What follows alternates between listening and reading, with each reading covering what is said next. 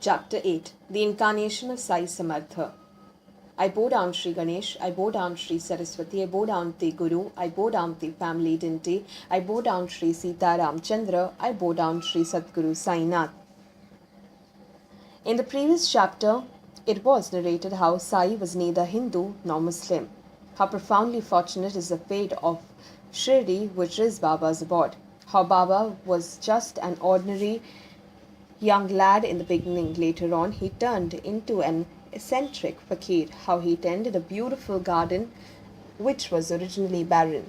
How in course of time on that very spot a vada was built, and Baba's daring practices of Khand Yoga, Tokti Poti have also been described to you.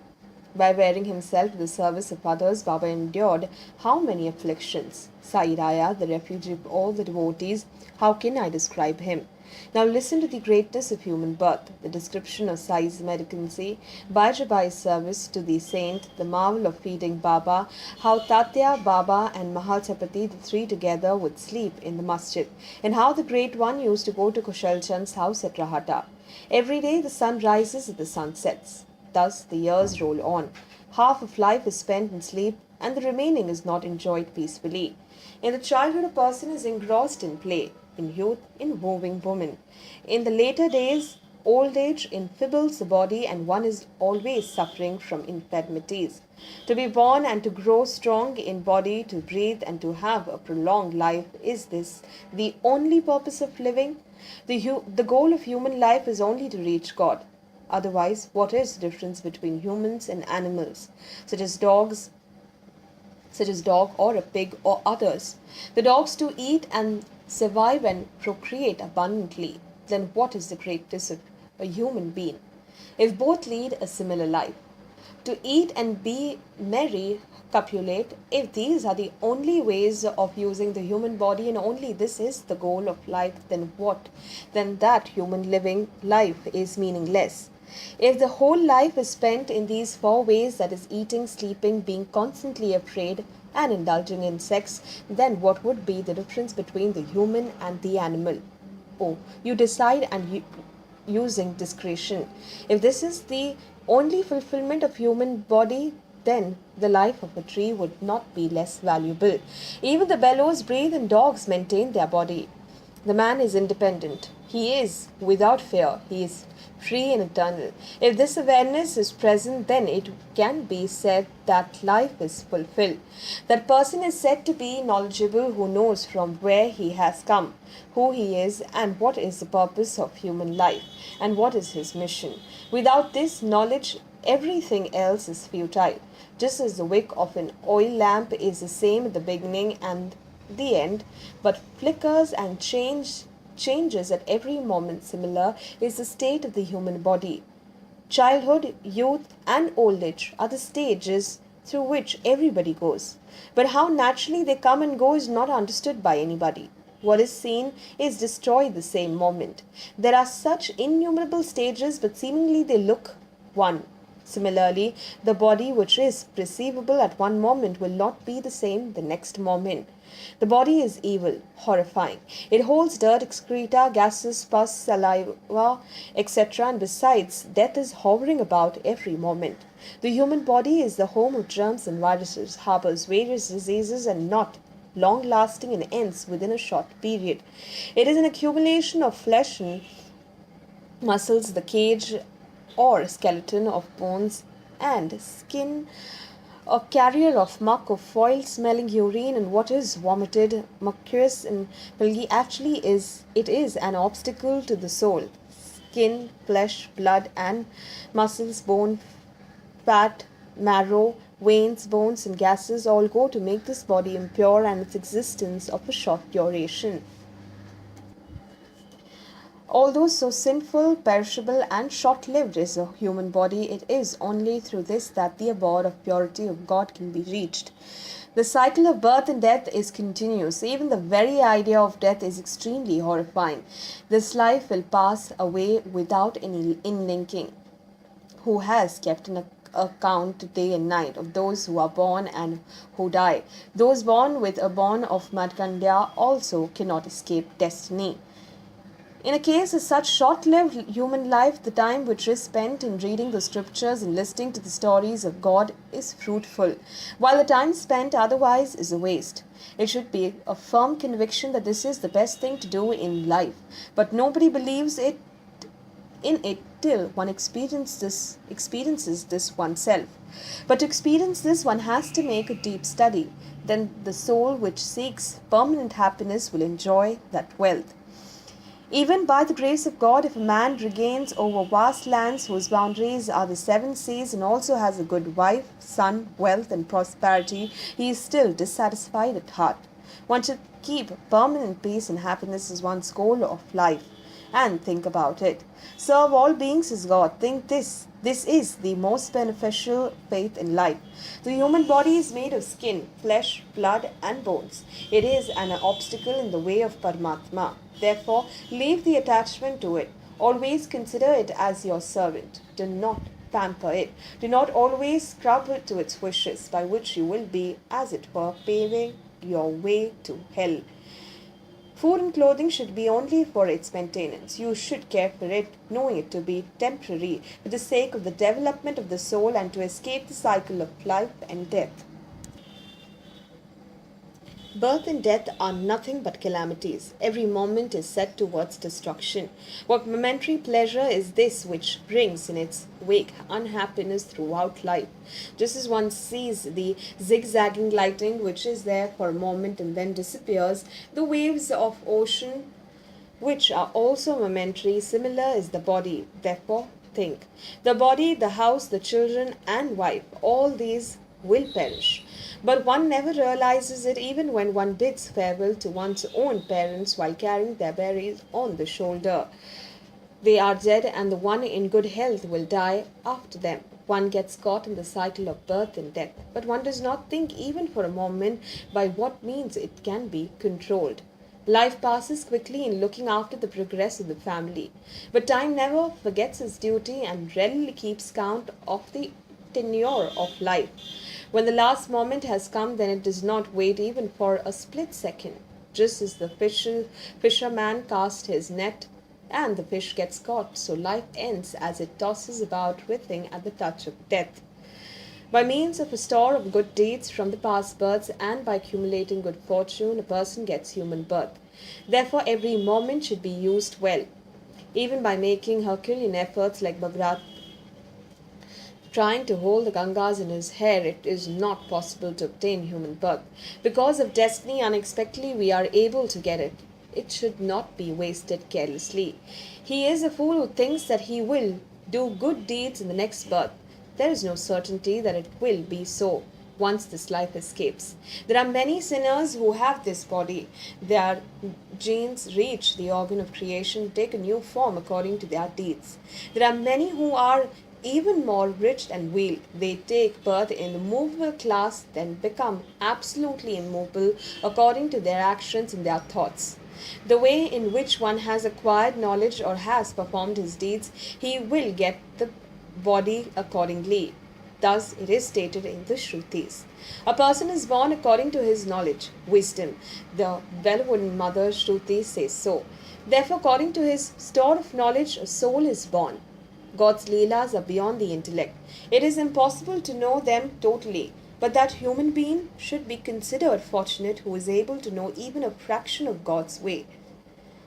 Human life is acquired by uttermost luck, and to be born a Brahmin is more fortunate. But God's grace to be near the feet of Sai is a rare opportunity. To gain all these is rare. Although there exist different forms of life, human life is superior to all.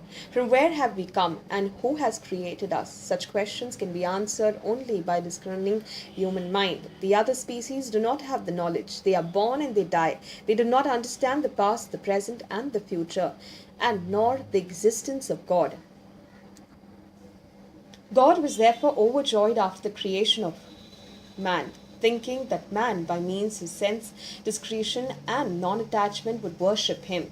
Ever since man doing sadhana, spiritual practices, will become eternal God. There is no other better means than the human body to reach God through sadhana. A snake charmer is very shrewd. He does not perform before a layman or novice. He expects the right audience which will appreciate his skill. Similarly, similarly, after creating innumerable insects, animals, birds, and plants, God was surprised and disappointed. He felt that his creation was meaningless.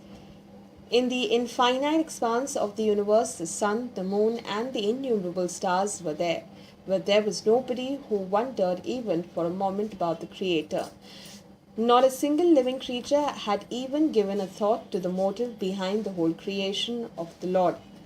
My whole creation is futile till such time as I have not created a being who will be sharp and intelligent and who will appreciate the prosperity and abundance of my creation. Having thus thought to himself, God created man who, with his sense of discretion, would know his powers. My glory is limitless, my powers are incomparable. This creation is the result of my Maya. With wonder, he will realize that all this is the sort of my Maya.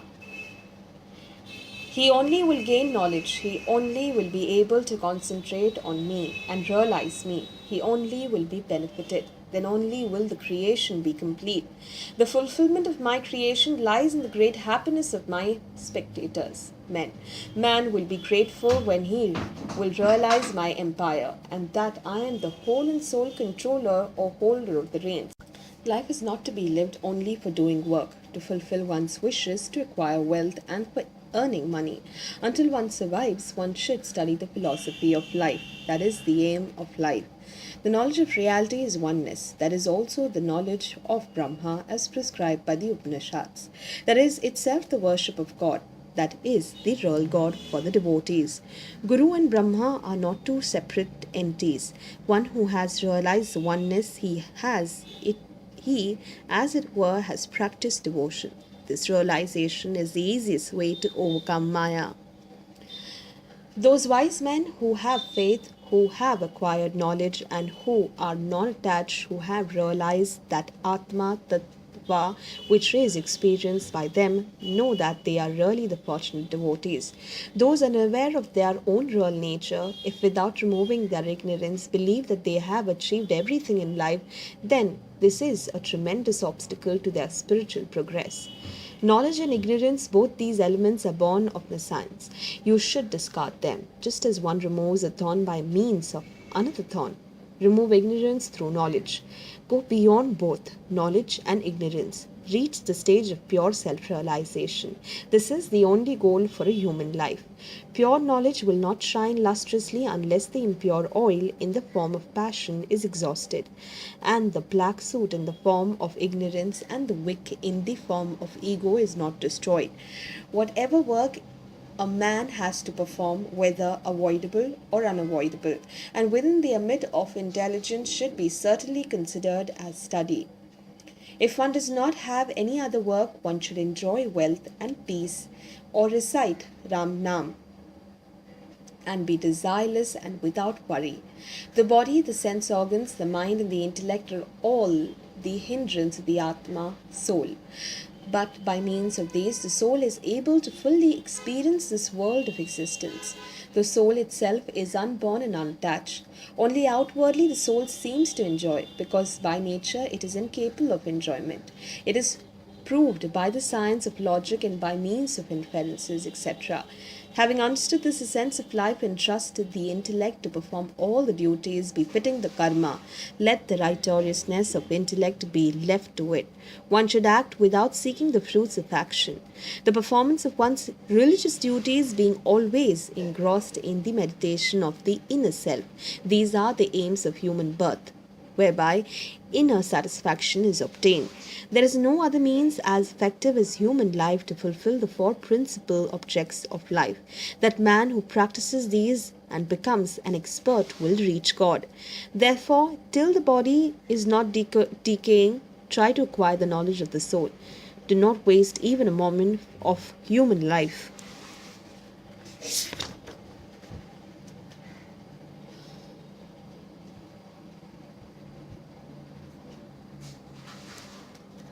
Just as the salt water from the ocean, when it falls down from the clouds, turns sweet as nectar, similarly is the happiness of being at the feet of the Guru. Similarly, the happy state attained by the human life cannot be realized without the Guru. When the Guru gives the necessary help, then only will the creatures be delivered. Scarred mantras, the tirthas, identity, the Brahmins, the fortune tellers, and the druggists, thus the seventh in the line is the Guru. All these need faith. Success is achieved in proportion to the faith in all these. Depending upon the intentness of the mind, success varies. For those who are born to this world, the saints create the desire for moksha in their hearts, and for the persons who are seekers of moksha, they are liberated. The saints manifest themselves from the non perceivable self only for the good of others. Whatever is not achieved through lectures or by reading Puranas is easily understood from the behavior of virtuous person, Guru. His attitudes, and example are his silent preachings. It is rare to find a person who practices forgiveness, peace, and non attachment, kindness, and obliges others, who is in control of his senses and who is devoid of ego. That which is not achieved through reading books is achieved easily by observing the person who practices all virtues prescribed by the Shastras. The sun alone can achieve that which the infinite stars cannot do. Similar are the noble saints. Their numerous simple actions free those who are tied to the world and are a source of extreme pleasure. One out of these is the great Saint Sai, full of divine attributes and perfections, but he lived like a fakir and was always engrossed in self-realization, whose faith in the equality was unshakable, who never uttered the words me and mine, who was always kind to all living beings. He was the very embodiment of God in this earth. He was not overjoyed by pleasure nor saddened by difficulties, for whom the rich and the poor were alike. Is this not something unusual? He whose lightest moment of an eyebrow would make a pauper into a wealthy man in a moment, he roamed from doorstep to doorstep with his joli in his hand. Blessed are those at whose doorsteps Baba as a mendicant spread his hand, calling, O Lassi, bring me a quarter of a bhakri. Taking the turmal in one hand and the joli in the other, he himself moved from doorstep to doorstep of the particular houses every day. Vegetables, curry, milk, and buttermilk were all poured into the tumbler by the people. Look in wonder at this method of his eating. For cooked rice or bhakri, he would spread the joli. The liquid items he managed to somehow collect in the tumbler. How can the desire be born in his heart to taste the different kinds of food separately? How can he wish so when his tongue has never known the passion for taste? He is content with eating the food which falls in his joli as per the desire of the giver. He is not aware whether it is tasty or tasteless because his tongue does not discriminate. During the morning, he would beg alms in the neighborhood daily and had his fill from it and was satisfied with it. Even that was not done regularly. He would go whenever he felt like it. Sometimes he would go in the village and even beg 12 times in the day. In this manner, whatever food he brought, he kept in a pot in the masjid. Even the crows and the dogs would eat from it, and he would never drive them away. The woman who swept the masjid and the front courtyard would take 10 to 12 bhakris from the pot and go to her home, but nobody took objection. The one who would not even dream of contemptuously driving away dogs and cats, would he refuse the poor and the weak? Blessed is his life. In the beginning, he was well known amongst the people as the mad fakir, the one who filled his stomach by begging for food. How could he have any grandeur? But the fakir was generous by nature, never expecting anything in return and loving. Outwardly he looked wavering but was inwardly steadfast. His behavior was impossible to understand. In such an ordinary means village there were some fortunate people who were kind by nature and who regarded him as a saint. Tata Kote's mother, whose name was Bayajabai, would put some bhakris in a basket and carry it on her head and go into the woods in the afternoon. She would walk for miles searching in the woods for the mad fakir, trampling upon the thick foliage and bow down to his feet in finding him. How can one describe the strength of her devotion? Dry or curried vegetables and bhakri she fed Baba with her hands in the woods in the noon or late afternoon. The Astori devotion of hers was also not forgotten by Baba during his lifetime. Keeping the past in mind, he blessed her son with good fortune. Both the husband and wife had great faith in the fakir indeed. The fakir only was their God. God lives in the faith of the devotees, doesn't he? The fakir would be in meditation. Then Bayajabai would lay out the leaf, serve the food from the basket, and make efforts to feed him. The fakir is the true kingship. Fakir alone will last forever. Look how efficient is wealth. Baba said this always. Later on, Baba abandoned the woods. He began to stay in the village and accepted food in the masjid. Thus, he put an end to mother's troubles. Since that time, this practice continued, which had been started by both after them. Tatya continued the same. Blessed are those saints in whose hearts Vasudev resides permanently, and blessed are those fortunate devotees who enjoyed the bliss in their company. Tatya was fully fortunate, and Mahalsapati had profound religious merit. They equally enjoyed the privilege of Baba's companionship. Tatya and Mahalsapati slept also in the masjid. Baba's incomparable love was for both equally. East, west, and north, their heads in these three directions, the feet touching each other's in the center, stretching their bedrolls, thus they chatted about everything. If one began to doze off, the other one kept him awake. If Tatya began snoring, Baba would get up suddenly, turn him around, and press his head. Taking Mahasapati's help, they would hug Tatya, hold him close, press his feet, and massage his back. In this manner, for 14 years, Tatya slept in the masjid near Baba. How lucky were those days! They had passed, the memory of which remained undimmed. Leaving parents at home, Tatya slept in the masjid with Baba, since he liked it. With what measure can we measure that love? And who can evaluate that grace? Later on, the father died. Tatya got involved in the household. He himself got married and became a householder.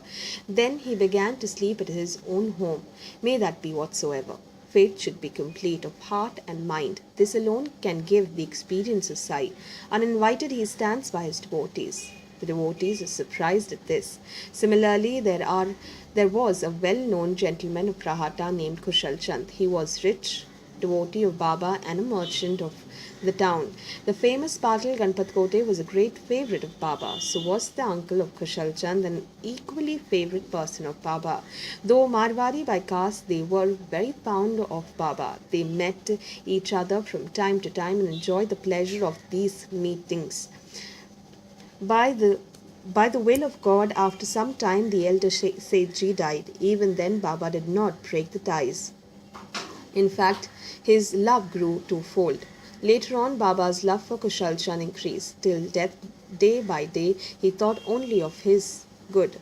Sometimes by bullock cart and sometimes by tanga, Baba would go in the company of his friends 1.5 miles away. The village folk would come forward with drums and wind instruments, and Baba would meet them at the boundary. They would do obeisance with love to him. From there, they would take Baba into the village ceremoniously with great love, joy, and music. Khushalchand would then take Baba to his house. Thereafter, serving some refreshments, they would sit leisurely. Then they would exchange nostalgic memories, and the happiness they mutually enjoyed could not be described. In this way, after relaxation, after eating the fruits and refreshments, Baba would return with the entourage in a content mood. On one side, Rahata stood. On the other, Nimgao. Shirdi was midway, a small village with small population. But from the center point, he never moved physically except to these two villages, although he had the knowledge of all quarters. Neither had he travelled nor had he seen the railways. But he knew the timings of the trains, their arrival and departure timetable. To catch the train, the devotees would make all the preparations and then go to seek Baba's permission, when he would say, "What is the hurry, Baba? If I do not hasten, I will miss the train to Bombay and lose my job, as my master would throw me out. There is no other master here. Why are you in such haste? Go and eat a little. Go after the afternoon meal. What is there Who is there who would dare to disobey those words? The young, the old, the wise, and the learned knew this from their own experience. Whoever followed his orders never missed their train, but those who did not follow them, they faced the direct consequences. One after another, the unique, innumerable experiences of such people of different kinds I will tell you later on in short. Hemad surrenders at the feet of Sai, and in the next chapter he will continue the same subject about how the devotees returned from Shirdi to their village and how Baba would give the orders. Those who had the permission would leave, and those who did not would stay. Those who disobeyed would suffer. This will be described in the next chapter. And also about why Baba adopted the ways of mendicant and why he ate the food that he begged for the sake of washing away of the sins committed daily when animal life is accidentally destroyed. All this would be told later. Therefore, I pray at the feet of the listeners and pursue them every moment to listen to the Satcharitra for the sake of their own good. May there be well-being. This is the end of the 8th chapter. The incarnation of Sai Samartha, Shri Sai Samartha Satcharitra, written by the devotee Hemad Pant, implied by saints and virtuous people. This is offered to Sri Sadguru Sainath. May there be auspiciousness.